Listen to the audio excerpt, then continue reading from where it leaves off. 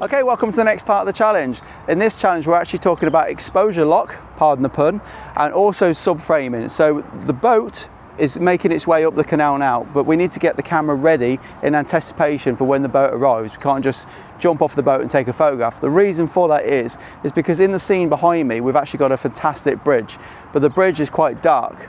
If we just get the camera and point it at the bridge, we do end up with a bit of a problem for the camera because the bridge is so dark, the sky is so bright, we potentially overexpose the sky.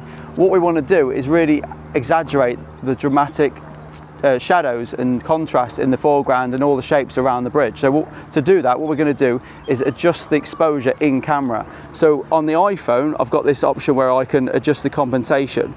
And I'll show you, I'm sure on the Samsung I can do that as well. So if I show you now, on the top right hand corner, I've got this button here, which I press, and I've got this scale, which will allow me to brighten the photograph, what we call 2 stops, and darken the photograph to 2 stops. So by brightening the photograph and darkening the photograph, you're taking control of what the camera sees. It's not going to try and give you an average exposure, because for this photograph to work, I really want to exaggerate all the lines and all the shadows that are going around the scene. And the only way of doing that is taking control of the exposure of the camera. So we're going to walk down there now. We're going to try and find a composition that we like in preparation for the boat getting here. Once we've got the boat here, I will have the photograph, the camera focused, so it's not going to try and refocus, and it'll also have locked the exposure. So we're going to lock the focus and we're going to lock the exposure of the camera. Okay, so that's 2 things we're going to learn in this video, and it really is helpful for really dramatic, bright days like today. So we're going to walk up here now and have a look at the bridge. So we're anticipating we've got to allow enough space on the left hand side now for where the boat's going to be, but the boat is going to be in the brightest part of the photograph. The front of the boat is going to be over here in the darkest part of the photograph. So we need to focus over there so that the focus is locked. So we're going to lock the camera in the distance there, and then we're going to adjust the exposure, the compensation, to suit this area here. So we're going to keep an eye on the brightest part of the photograph, which is known as the highlights. Now what I could do is I could use a wide angle lens to really exaggerate this, but I think I'll keep it simple with the normal lens of the camera. Get my exposure lock, and everything is bang on, so everything is locked in position. We've got the subframing of the bridge, so I'll take a photograph of that. The more I lower the phone, the more dramatic the flowers become. And we see that lovely light going through the boat as well. So I'm just hoping I'll get the back of the Black Prince logo in the end of the photograph. So are we in? Let's get the subframing of the bridge, and there it is. Difficult to see my thirds on this angle, if I'm honest. There's a huge element of luck with that photograph, I'm not going to lie.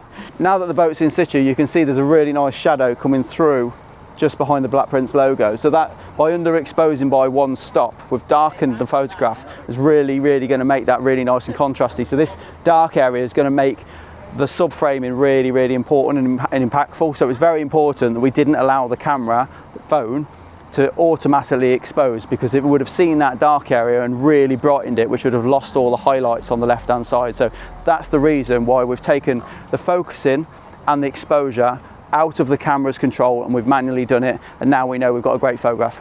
So we've darkened the video footage just to give you an exaggerated look of how a silhouette could be achieved by underneath a subframe like this. So subframes are really powerful, especially if you've got a nice shadowy area next to a bright sunny day. So as soon as the subject comes into light, you lose a silhouette.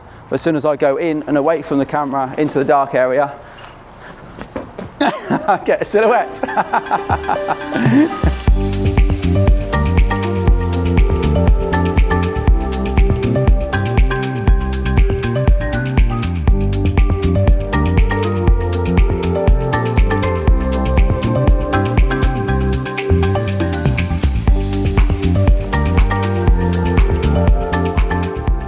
Okay, so that was quite a technical one for you. You might have to practice with that one. You got the exposure lock and the focus lock, but they're 2 really important things you need to master with your iPhone photography. They're really going to help you, especially when the camera tries to expose and do all crazy things, like me walking over this bridge while I was talking.